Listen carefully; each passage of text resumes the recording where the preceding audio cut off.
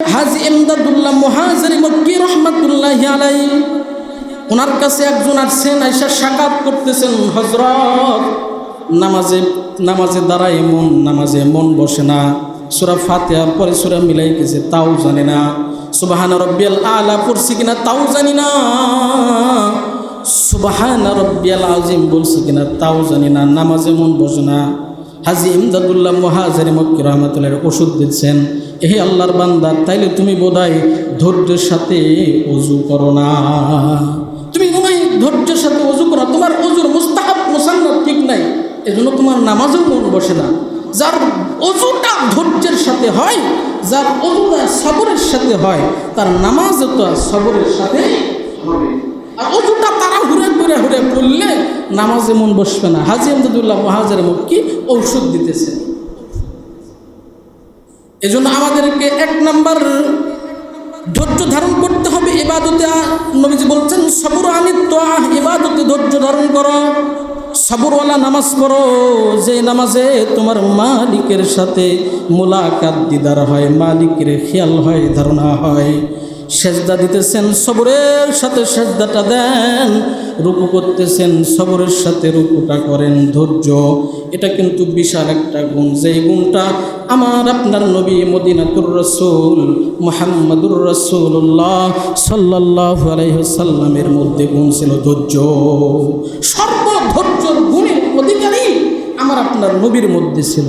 আমানুসবিরু ওয়াসাবিরু ওয়ারাবিতু ওয়াত্তাকুল্লাহ, এই মুমিনেরা সবরকারী হও, সবরকারী। 2 নাম্বার মুসাবারি হও, মুসাবারা। 3 নাম্বার মুরাবাতা করো, মুরাবাতার আমল করো। 4 নাম্বার ওয়াত্তাকুল্লাহ, আমি আল্লাহকে ভয় করো, লাআল্লাকুম তুফলিহুন, তবেই গান কামিয়াবি সফল হতে পারবা। এখানে ফকিহগণ হযরতরা, মুফাসসিরিনগণ, আমার আকাবেররা আমানুস বিরুর অর্থের মধ্যে সবর কয় জায়গায় করবা তাও নবীজি হাদিসের মধ্যে বলে গেছেন। 3 জায়গায় সবর করো। 1 নাম্বার সবর আনিত তোয়া, 2 নাম্বার সবর আনিল মাসিয়া, 3 নাম্বার সবর আনিল মুসিবা। 3 জায়গায় সবর করো। আল্লাহ বলছে সবর করো, নবীজি ব্যাখ্যায় তাফসিরে বলছেন 3 জায়গায় সবর করো। সবর আনিত তোয়া, ইবাদতে সবর করো। আল্লাহর রাসূল সরকারি দু আলম নবী মুহাম্মাদুর রাসূলুল্লাহ সাল্লাল্লাহু আলাইহি ওয়াসাল্লাম বলছেন, এই উম্মতেরা 3 জায়গায় সবর করবা। 1 নাম্বার ইবাদতে সবর করবা, নামাজে সবর করবা। নামাজ যখন দাঁড়ায় পড়বা, নামাজে সবরের নামাজ পড়ো। আল্লাহ তাআলা তাও বলছেন, আমানুস্তাঈনু বিস-সাবরি ওয়াস-সালাহ। যেখানেই নামাজের কথা বলছেন ওখানে আল্লাহ তাআলা সবরের কথা বলছেন। তাহলে আমাদেরকে নামাজে সবর করতে হবে। সবরওয়ালা নামাজের খুব আমাদের দরকার। রুকুতে যাইয়া সুবহানা রাব্বিয়াল আযীম পড়ছে কিনা নিজেও জানে না, সুবহান রাব্বিয়াল আলা সিজদায় বলছে কিনা তাও জানে না, সূরা ফাতিহার পর সূরা মিলাইছে কিনা তাও জানে না, খালি মাথা ঢিপান উঠান, এটাকে সবরের নামাজ বলে না। আমাদেরকে সবরের নামাজ পড়তে হবে। এই গুণগুলা আগের জামানার মুমিন মুত্তাকিদের মধ্যে এই নামাজের গুণগুলো ছিল। আগের জামানার মসজিদগুলো এত টাইস আর এত সুন্দর ব্যবস্থা ছিল না গো, এত লাইট ফ্যান, এত সুন্দর টাইস, এসি, গ্লাসের ব্যবস্থা ছিল না। কিন্তু আগের জামানার মানুষের নামাজের সেজদায় কিন্তু সবর ছিল। মসজিদ ছিল খেজুরের পাতার ছাউনি, তালের পাতার ছাউনির মসজিদ, ভাঙ্গা মসজিদ। 2-4 জন দাঁড়াইয়া মসজিদের এক কানায় হারকিন বাতি জ্বলতো, কিন্তু তাদের নামাজটা ছিল সবর আর ধৈর্যের নামাজ, তাড়াহুড়ো না। আগের জামানার মানুষের একটা সেজদায় জমিন থরথর করে কাঁপতো, আর এখন আমাদের সেজদায় মসজিদ আহাজারি করে, বলে মাওলা সবরের সেজদা তোমার বান্দা দিল না, আগের জামানার এক সেজদা আর এখনকার 1,00,000 নামাজের সেজদার সমতুল্য হবে না, সমতুল্য হবে না। আগের জামানার মুমিনের সেজদায় বড় সবর ছিল, তারা সেজদা দিলে জমিন থরথর করে কাঁপত। আর আমাদের সেজদায় মসজিদ কান্নাকাটি করে হাজারি। এত সুন্দর মসজিদ ছিল না, মসজিদ দিয়া তাদের পানি পড়তো, মোমবাতি জ্বালায়া থাকতো, কিন্তু তাদের নামাজ ছিল 2-4 জন যেই নামাজি মুমিন ছিল তারা সবরের নামাজ দাঁড়ায়া দাঁড়ায়া পড়তো, তাদের ধৈর্যর নামাজ ছিল ওগুলা। আর আমাদের নামাজ বেসবর, এত সবর হারা কেন? ভারতবর্ষের যিনি আল্লাহর একজন বুজুর্গ হাজী ইমদাদুল্লাহ মুহাজিরি মক্কি রহমাতুল্লাহি আলাইহি, ওনার কাছে একজন আসছেন, আয়েশা সাকাত করতেছেন, হযরত নামাজে দাঁড়ায় নামাজে মন বসে না, সূরা ফাতিহার পরে সূরা মিলাইতেছে তাও জানে না, সুবহানা রাব্বিয়াল আলা পড়ছি কিনা তাও জানি না, সুবহানা রাব্বিয়াল আযীম বলছি কিনা তাও জানি না, নামাজে মন বসে না। হাজী ইমদাদুল্লাহ মুহাজিরি মক্কি রহমাতুল্লাহি ওষুধ দিচ্ছেন, হে আল্লাহর বান্দা, তাইলে তুমি বোধহয় ধৈর্যের সাথে ওযু করো না, তুমি মনে হয় ধৈর্যের সাথে ওযু করো, তোমার ওযুর মুস্তাহাব মুসান্নাদ ঠিক নাই, এজন্য তোমার নামাজেও মন বসে না। যার ওযুটা ধৈর্যের সাথে হয়, যার ওযুটা সবরের সাথে হয়, তার নামাজও তো সবরের সাথে হবে। আর ওযুটা তারা হুড়ে পড়লে নামাজে মন বসবে না। হাজী ইমদাদুল্লাহ মুহাজিরি মক্কি ঔষধ দিতেছে। এজন্য আমাদেরকে 1 নাম্বার ধৈর্য ধারণ করতে হবে ইবাদতে। নবীজি বলছেন সবর আনিত তোয়া, ইবাদতে ধৈর্য ধারণ করো, সবরওয়ালা নামাজ পড়ো, যে নামাজে তোমার মালিকের সাথে মুলাকাত দিদার হয়, মালিকের খেয়াল হয়, ধারণা হয়। সেজদা দিতেছেন সবরের সাথে সেজদাটা দেন, রুকু করতেছেন সবরের সাথে রুকুটা করেন, ধৈর্য। এটা কিন্তু বিশাল একটা গুণ, যেই গুণটা আমার আপনার নবী মদিনাতুর রাসূল মুহাম্মাদুর রাসূলুল্লাহ সাল্লাল্লাহু আলাইহি ওয়াসাল্লামের মধ্যে গুণ ছিল ধৈর্য। সর্বধৈর্যের গুণের অধিকারী আমার আপনার নবীর মধ্যে ছিল। হাদিসের মধ্যে আছে,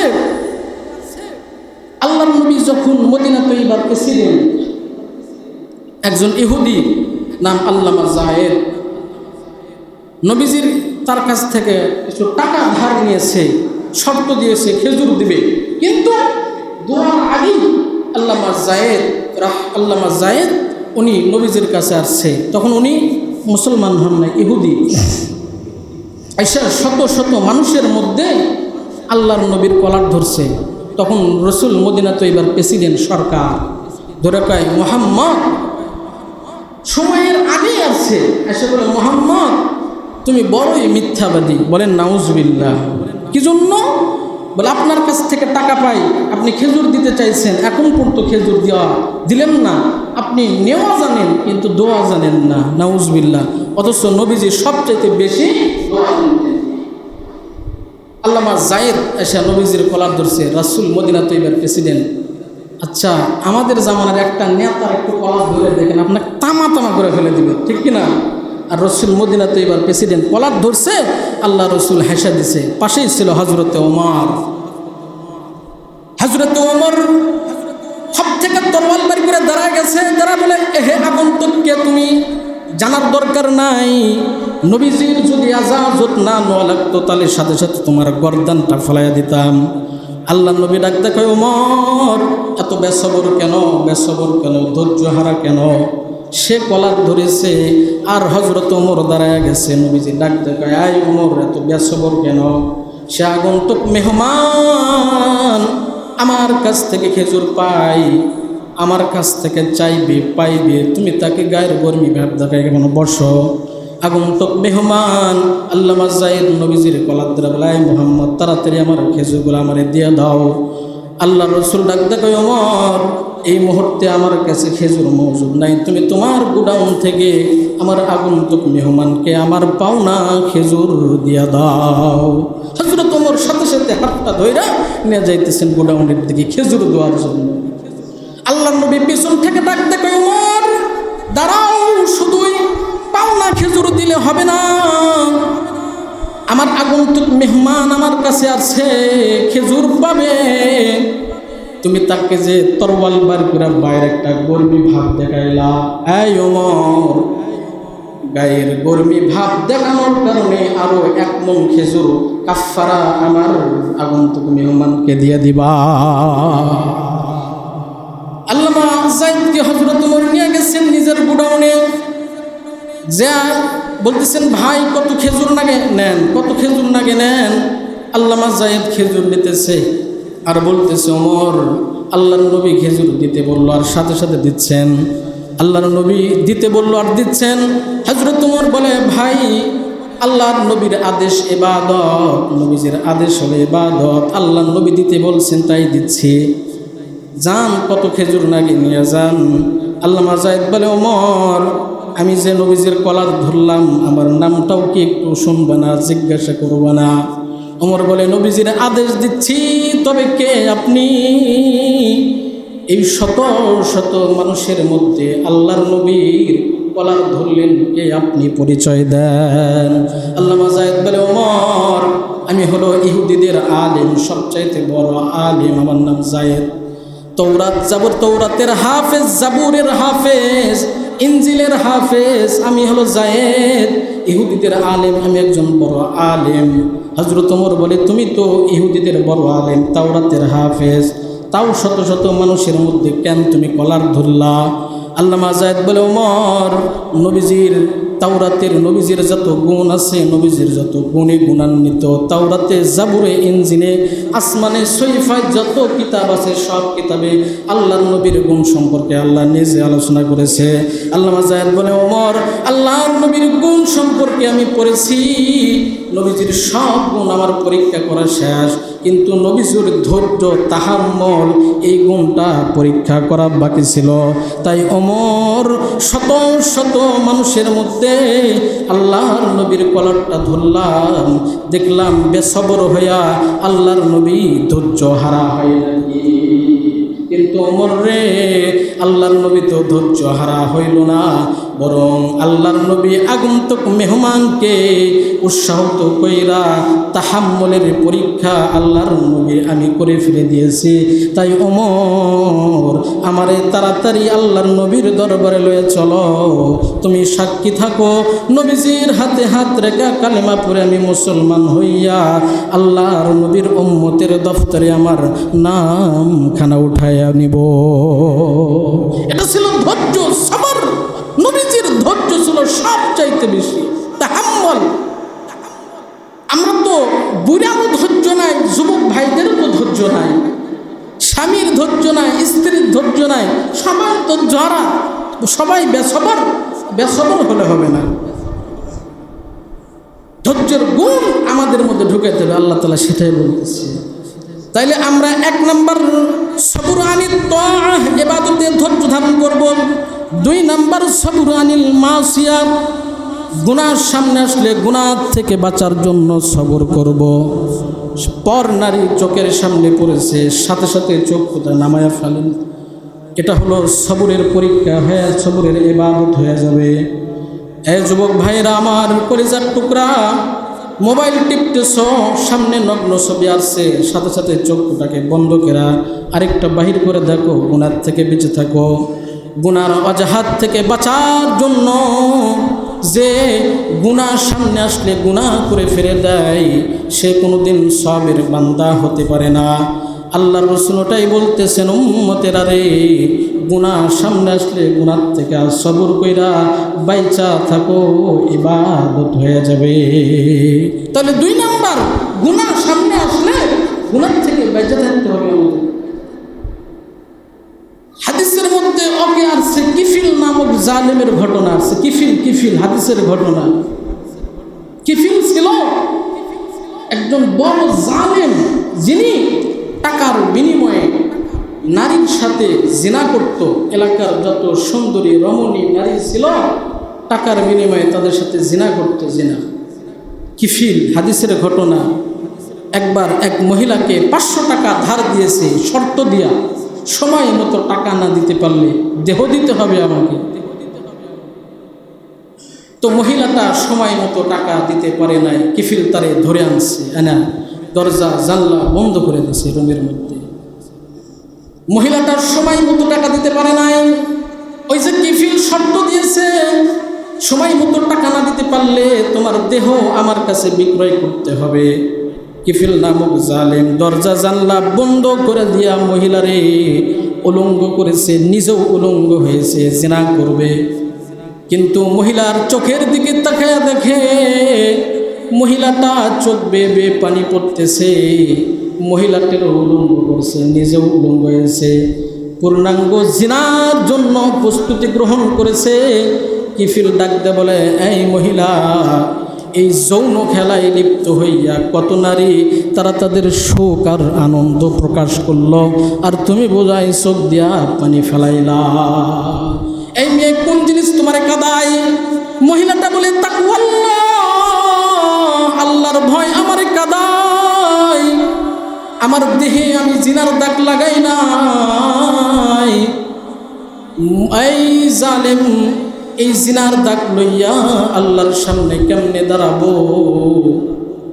তোমার 500 টাকা দিতে পারে নাই, তাই তোমার কাছে আমার দেহ বিক্রয় করতে হইতেছে। মহিলাটা যখনই বলছে তাকওয়াল্লাহ, আল্লাহর ভয় আমারে কাদায়, সাথে সাথে কিফিলের দিলের মধ্যে নাড়াচাড়া দেওয়া উঠছে। কিফিল নিজেও মহিলার পরনের পোশাক পরে দেয়া বলে, এই যাও, চলে যাও, তোমার 500 টাকা তোমাকে দান করলাম, মাফ করে দিলাম, দান করলাম, যাও, তোমার সাথে আমার জিনা করার দরকার নাই। ওই যে মহিলাটা যখন বলছে তাকওয়াল্লাহ, আল্লাহর ভয় আমারে কাদায়, এই জিনার দাগ লইয়া আল্লাহর সামনে আমি কেমনে দাঁড়াবো? ওই যে সবর আনিল মাসিয়া প্রকাশ করছে, মহিলাকে ঘর থেকে বাহির করে 500 টাকা মাফ করে দিয়ে চলে গেছে। কিছুদিন পরে কিফিলের মৃত্যু হয়েছে, কিফিল ইন্তেকাল করেছে। এলাকার মানুষ সবাই খুশি হয়ে গেছে, কিফিল মরছে, ভালোই হয়েছে, ভালোই হয়েছে। কারণ যে জুলুম করে, অত্যাচার করে, অবিচার করে, অনাচার করে, মানুষের কষ্ট হয়, সবাই খুশি হয়ে গেছে, জালেম মরছে, ভালোই হয়েছে। ওই যে এক বুজুর্গ কবরের পাশ দিয়ে যায়, দেখে জালেম ঘুমায়া রয়েছে। বুজুর্গ বলে, জালেম ঘুমায়া আছে, ভালোই হয়েছে, কারণ জালেম জাগ্রত থাকার চাইতে ঘুমায়া যাওয়া ভালো। আবার বলে, না, জালেম ঘুমায়া যাওয়ার চাইতে কবরে যাওয়া আরো ভালো, কারণ যে জালেম জাগ্রত থাকলে মানুষের কষ্ট হয়, মানুষকে অত্যাচার করে, অন্যায় করে, অবিচার করে, জুলুম করে, এরকম জালেম ঘুমিয়ে যাওয়ার চাইতে কবরে যাওয়া ভালো। তো কিছুদিন পর কিফিল জালেমের ইন্তেকাল হয়ে গেছে, এলাকার মানুষেরা সবাই খুশি, জালেম মরছে, ভালোই হয়েছে, জালেম মরছে, ভালোই হয়েছে। কারণ যে বেঁচে থাকলে মানুষের কষ্ট হয়, যে বেঁচে থাকলে মানুষের দুঃখ হয়, মানুষের সাথে অন্যায় করে, অবিচার করে, জিনা করে, ব্যভিচার করে, সবাই কিফিলরে দেখার জন্য কিফিলের বাড়িতে গেছে। যা দেখে আল্লাহু আকবার, যা দেখে কিফিলের চেহারার মধ্যে নূর চমকাইতেছে, নূর চমকাইতেছে, শুধু নূর চমকাইতেছে তা নয়, দরজার মধ্যে লেখা উঠছে কদ গফারাল্লাহু লিল কিফিল, দরজার মধ্যে লেখা উঠছে কদ গফারাল্লাহু লিল কিফিল।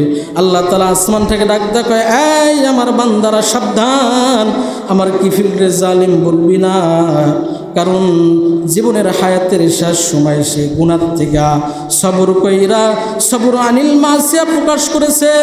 শেষ হায়াতে গুনাহ থেকে বাইচা থাকা আমি রব্বুল আলামিনের কাছে এত ভালো লাগছে যে তার পিছলে জিন্দেগির যত গুনাহ ছিল সবগুলা গুনাহ মাগফিরাত দিয়া মাফ কইরা আমার কিফিলরে আমি আমার বানানো জান্নাত তারে দান করেছি। সুবহানাল্লাহ।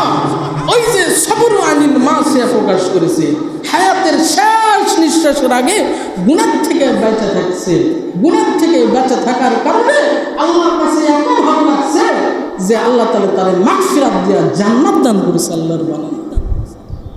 এজন্য আমার বাবারা, আমার কলিজার টুকরা যুবক ভাইরা, টিকিট কেটে তো সিনেমা হলে ঢুকছো দেখার জন্য ছবি, যদি এ বুঝে শক্তি আইসা যায়, টিকিট কাটছো সিনেমা হলে ঢুকবা, যদি সিনেমা হলের লাইনে যদি এ বুঝে শক্তি আসা যায় যে এই সিনেমা হলের মধ্যে যদি আমার মৃত্যুটা হয়ে যায় তাহলে আমার কি অবস্থা হবে, যদি এ বুঝে শক্তি আইসা টিকিটটা ছিঁড়া যদি বাড়ি চলে আসতে পারো, আর তোমার যদি ইন্তেকাল হয়ে যায়, ওই যে জীবনের শেষ গুনাহ থেকে বাইচা থাকলে হতে পারে আল্লাহ তাআলা মাগফিরাত দিয়া তোমারেও আল্লাহর বানানো জান্নাত দান করবে। আমাদের গুনাহ থেকে বাইচা থাকতে হবে। সবর আনিল মাসিয়া, গুনাহ থেকে বেঁচে থাকা বিশাল মহৎ গুণ। 1 নম্বর সবর আনিল তোয়া, ইবাদতে সবর করতে হবে। 2 নম্বর সবর আনিল মাসিয়া, গুনাহ থেকে বেঁচে থাকতে হবে। জানেন না ওই যে কোরআনে কারিমে ইউসুফের ঘটনা আছে, ইউসুফ জুলাইখা ইউসুফরে বেষ্টনের মধ্যে নিয়ে রাখছে গুনার জন্য। শুধু তাই নয়, 7টা দরজার মধ্যে তালা। ইউসুফের সাথে কি করবে? নিজের খায়েশ মেটাবে, গুনাহ করবে। কিন্তু জুলাইখা তো তালা দিয়ে রাখছে, চাবি হলো জুলাইখার কাছে, কিন্তু রহমত আছে আল্লাহর কাছে। ইউসুফ তারপরও আল্লাহর দিকে ধাবিত, কারণ ইউসুফ ছিল সবচাইতে সুন্দর। শুধু সুন্দর না, যার প্রেমে জুলাইখা পাগল। কোরআনে ঘটনা মওজুদ আছে যে জুলাইখা বেষ্টনের মধ্যে নিয়া ইউসুফরে 7টা দরজার তালা দিয়া নিজের খায়েশ মেটানোর জন্য ইউসুফের সাথে গুনার জন্য অগ্রত। কিন্তু ইউসুফ আল্লাহর দিকে মুতাওয়াজ্জিহান, আল্লাহ তাআলার দিকে মুতাওয়াজ্জিহান। জুলাইখা আসতেছে ইউসুফের দিকে, আর ইউসুফ ইন্নাল্লাহা মা'আস সাবিরিন প্রকাশ করার কারণে বন্ধ দরজার দিকে ইউসুফ দরজার দিকে দৌড় মারছে। আল্লাহ তাআলা একটা দরজা নয় রে, 7টা দরজা ইউসুফের জন্য খুলে দিয়েছে গুনাহ থেকে বেঁচে থাকার জন্য। তাহলে গুনাহ থেকে বেঁচে থাকা এটা বহুত বড় গুণ। গুনাহ থেকে সবর করে বেঁচে থাকতে হবে আমাদেরকে। পর নারীর উপর নজর পড়েছে, গুনাহ থেকে বাঁচায়া চক্ষুটা নিচে নামায় ফেলো। দেখলাম না পর নারী। মোবাইলে তো অনেক সিনেমা ডাউনলোড দেওয়া লইছো দেখার জন্য, দেখো। এই মোবাইলে সিনেমা ডাউনলোড দিয়া হায়াত দিয়া মাওলা দুনিয়াতে পাঠাইছে, আল্লাহর জবাবদেহি করতে হবে আমাদেরকে, জবাবদেহি করতে হবে। সবরের সাথে গুনাহ থেকে বেঁচে থাকো, আল্লাহ তাআলা যদি ইন্তেকাল হয়ে যায় মাগফিরাত দিবে। এজন্য বইস্তু মুআল্লিমান, রাসূল তো শিক্ষক হয়ে আসছেন, ঘরের গোপন রাজও উম্মতদের মাঝে ফাঁস করে গেছেন জাকিরে শেখানোর জন্য। আল্লাহর নবী সাহাবীদেরকে নিয়ে যাইতেছেন কোথাও, যাওয়ার সময় পর নারীর উপর আল্লাহর নবীর নজর পড়েছিল। সাথে সাথে নজরে ফুজাত আমার আপনার নবী চক্ষুটাকে নামায় ফেলছেন। পর নারীর উপর রাসূলের নজর পড়ছে, সাথে সাথে আল্লাহর নবী চক্ষুটাকে নামায় ফেলছেন। নামায়া সাহাবীদেরকে বলতেছেন, এই সাহাবীরা তোমরা এখানে থাকো। সাথে সাথে আল্লাহর নবী চক্ষুটা নামায়া চলে গেলেন ঘরে। যা উম্মাহাতুল মুমিনিন একজনকে ডাকলেন, আল্লাহর নবীর নিজের হাজত পুরা করলেন। কইরা আবার সাহাবীদের মধ্যে আবার চলে আসলেন। এসে বলে, এই সাহাবীরা, আমি কি তোমাদের 2টা আমলের কথা বলবো না? হাদিসের ভাষায় 1 নাম্বার সবর আনিল মাসি, আল্লাহর নবী জাতির শিখায় গেছেন। নজরে ফুজাত কইরা সবর আনিত তোয়া প্রকাশ করছেন। 1 নাম্বার, এই উম্মতেরা, 2টা ভাষা আমি তোমাদেরকে কি বলবো না নাকি 2টা আমলের কথা? 1 নাম্বার, আল্লাহর নবীর পর নারীর উপর নজর পড়ল, আল্লাহর নবী সবরের সাথে চক্ষুটাকে নামায় ফেলা হালাল জায়গায় চলে গেল। উম্মাহাতুল মুমিনিন আম্মা জান একজনকে ডাকাইয়া নিজের হাজত পুরা করা সাহাবীদের মাঝে আসা আবার বলতেছে, এই সাহাবীরা, সবর আনিল মাসিয়া প্রকাশ করলো, আল্লাহর নবী চক্ষুটাকে নামায় ফেললো। দিলের মধ্যে যেন গুনার কল্পনা না জায়গা পাই, তাই হালাল স্ত্রীর সাথে আল্লাহর নবী হাজত পুরা করলেন। করে সাহাবীদেরকে আল্লাহর নবী শিখায় গেলেন, এই বাবা, এই ভাই, তার মানে আবার কিন্তু উল্টা বোঝা যাবে না যে রাসূল বোঝাই নারী দিকে গুনার কল্পনা ছিল। না না না, পৃথিবীর কোন নবী রাসূলদের গুনার কল্পনা হয় নাই। নবীরা হলো মাসুম, কিন্তু জাতিরে শেখানোর জন্য, উম্মতরে শেখানোর জন্য আল্লাহর নবী ঘরের রাজ প্রকাশ করে গেলেন। তার মানে এই বাবা, নবীদের গুনার কল্পনা ছিল না। আমার আপনার মুরাকাবা মুশাহাদা করে আল্লাহরে কলবে আনতে হয়, কিন্তু নবী রাসূলদের এমন কলব যেখানে আল্লাহ তাআলা স্বয়ং নিজে থাকছেন।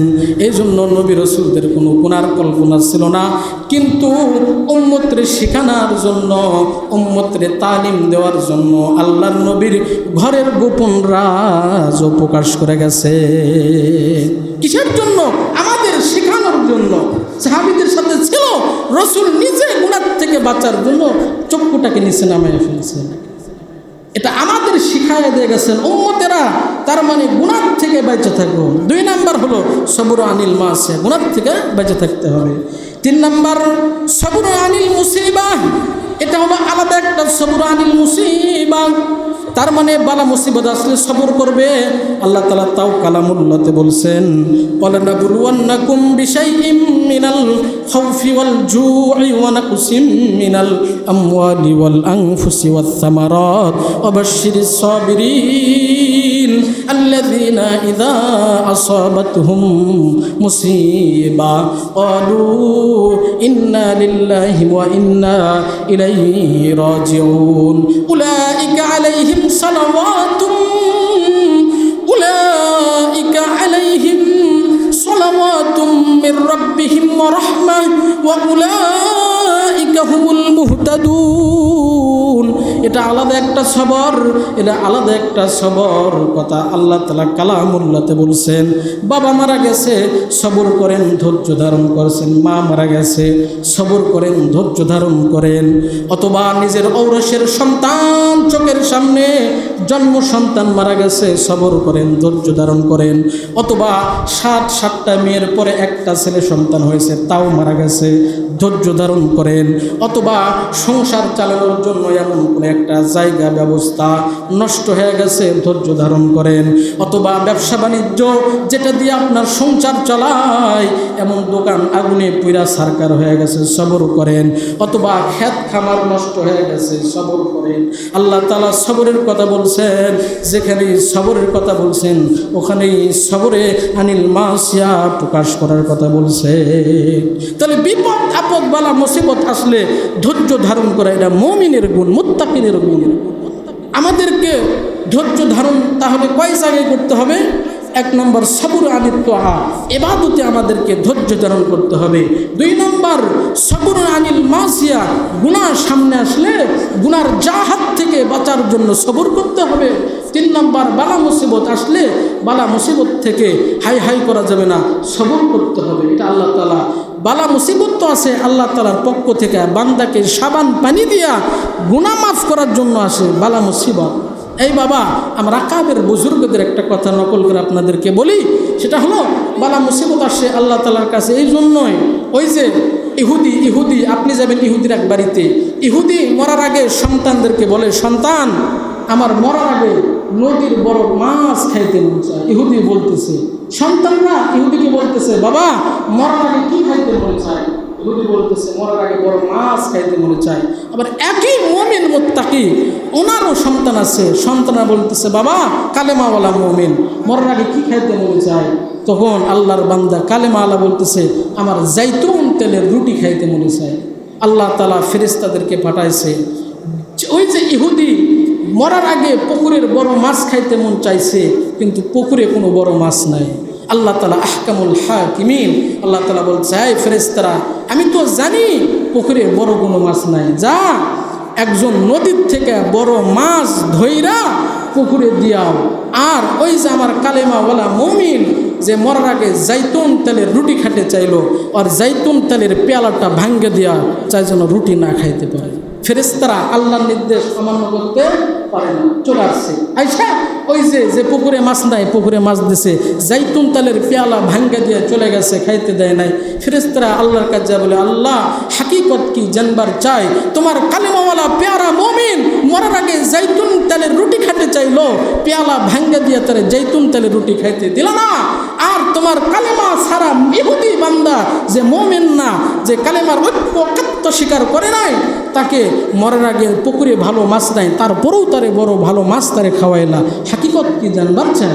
আল্লাহ তাআলা বলে, এই ফেরেশতারা, সেও আমার কালেমাওয়ালা, দুটোই তো আমার গোলাম, কিন্তু একজন কালেমাওয়ালা আর একজন কালেমা ছাড়া, দুটোই তো আমার গোলাম।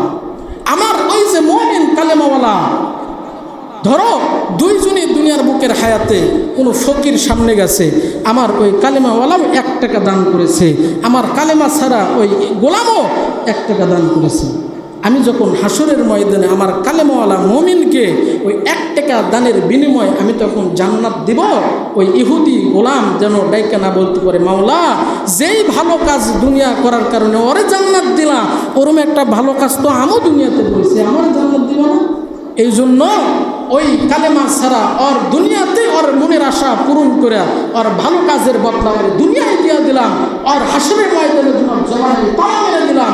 আর আমার কালেমাওয়ালাকে যে মরার আগে জাইতুন তেলের রুটি খেতে চাইলো, তার জাইতুন তেলের রুটি খাইতে দিলাম না, তার মানে ওর দুনিয়ার স্বাদ আমি আমার ওই মুমিন মুত্তাকি বান্দা অজান্তের হায়াতে গুনার দাগ অনেক সময় দেহের মধ্যে লাগাইছে, তাই তার মনের আশা পুরা না কইরা তার গুনাহগুলোকে মোচন কইরা আমার বানানো জান্নাতটা দেওয়ার জন্যই ওরে মনের আশা পূরণ করি নাই। এই জন্য মুমিন মুত্তাকির আশা পূরণ না করে আল্লাহ তাআলা জান্নাত দিবে। তো সম্মানিত উপস্থিতি, আমার আলোচনার একটি আয়াতের তরজমার তাফসীর ছিল আমানুস্তাইনু বিস-সাবরি ওয়াস-সালাহ। এরই 3টা ব্যাখ্যা সম্পর্কে আজকের আয়াতের সার্বিক আপনাদের কাছে আলোচনা করলাম। আল্লাহ যদি তৌফিক দান করেন, আগামী জুমাতে এরপরের থেকে আবার আলোচনা করা হবে ইনশাআল্লাহ।